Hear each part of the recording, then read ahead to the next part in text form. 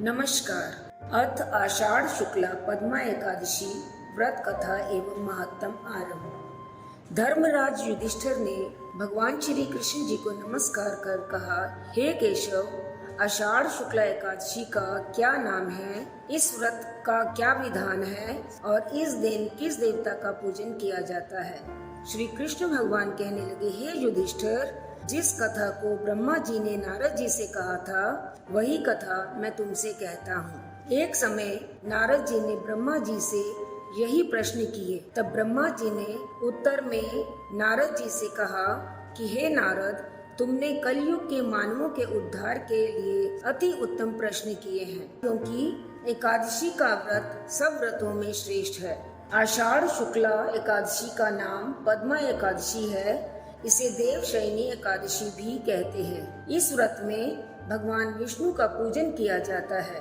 इस व्रत के करने से भगवान विष्णु प्रसन्न होते हैं। ब्रह्मा जी ने कहा, हे नारद, अब मैं तुमसे एक पौराणिक कथा कहता हूँ। तुम चित्त को एकाग्र करके और मन लगा करके वह कथा सुनो। सूर्य वंश में मंधाता नाम का एक चक्रवर्ती राजा हुआ है, जो सत्यवादी और महान प्रतापी था। वह अपनी प्रजा का पुत्र की तरह पालन किया करता था। उसकी प्रजा धन धान्य से भरपूर एवं सुखी थी। उसके राज्य में अनेकों वर्षों तक कभी भी अकाल नहीं पड़ा था। एक समय उस राजा के राज्य में 3 वर्ष तक वर्षा नहीं हुई, जिसके कारण नदी, तालाब, झरने आदि सब धीरे धीरे सूखने लगे और अकाल की स्थिति उत्पन्न हो गई। फसलें नष्ट होने लगी। अन्न की कमी के कारण प्रजा अत्यंत दुखी हो गई। अन्न के न होने से राज्य में यज्ञ आदि भी बंद हो गए। एक दिन प्रजा के प्रतिनिधि राजा के पास जाकर कहने लगे, हे राजन, सारी प्रजा त्राही त्राही पुकार रही है, क्योंकि समस्त विश्व की खुशहाली का कारण वर्षा है और वर्षा के अभाव से अकाल पड़ गया है और अकाल से प्रजा मर रही है। इसलिए हे राजन, कोई ऐसा उपाय कीजिए जिससे प्रजा का कष्ट दूर हो। राजा मंधाता कहने लगे कि आप लोग ठीक कह रहे हैं। वर्षा से ही अन्न उत्पन्न होता है और आप लोग वर्षा न होने से अत्यंत दुखी हो रहे हैं। मैं आप लोगों के कष्ट को समझता हूँ। ऐसा कहकर राजा कुछ सैनिक साथ लेकर वन की तरफ चल दिया। वह अनेक ऋषियों के आश्रम में भ्रमण करता हुआ अंत में ब्रह्मा के पुत्र अंगिरा ऋषि के आश्रम में पहुँचा। वहाँ राजा ने घोड़े से उतरकर अंगिरा ऋषि को प्रणाम किया।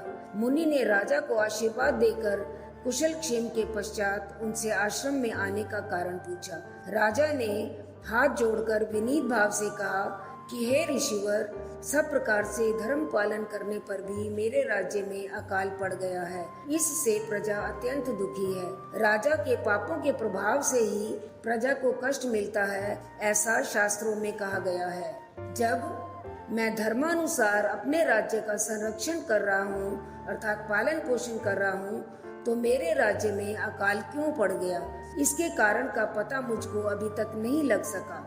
अब मैं आपके पास इसी संदेह के निवारण के लिए आया हूँ। कृपा करके मेरे इस संदेह को दूर कीजिए। साथ ही प्रजा के कष्ट को दूर करने का भी कोई उपाय बतलाइए। इतनी बात सुनकर ऋषिवर कहने लगे, हे राजन, यह सतयुग है, सब युगों में उत्तम है। इस युग में धर्म के कठोर नियम होते हैं। इसमें 4 वर्णों को भी शामिल किया गया है, जिनके अपने अपने कार्य निर्धारित हैं। अर्थात इस युग में धर्म की उन्नति सबसे अधिक है।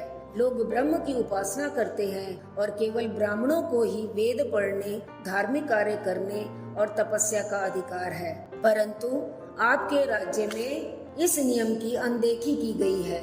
इसी दोष के कारण आपके राज्य में वर्षा नहीं हो रही है।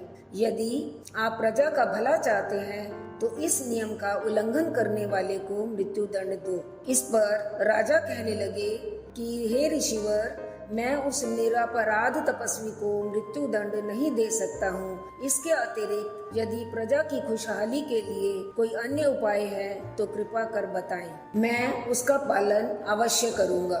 तब ऋषिवर कहने लगे, हे राजन, यदि तुम अन्य उपाय जानना चाहते हो तो सुनो।